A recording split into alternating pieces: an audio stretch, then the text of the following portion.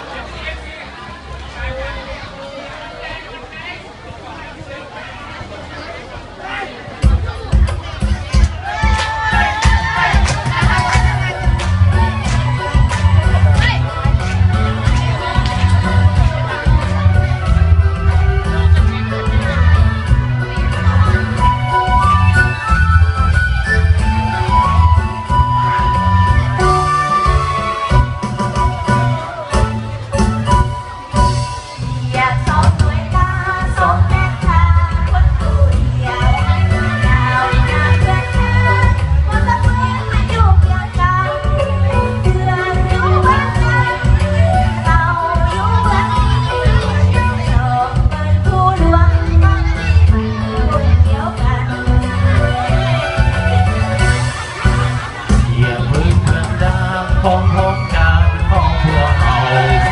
สอบเราเรียกน้ำว่าดังสูงสะดุ้งตัวเดียว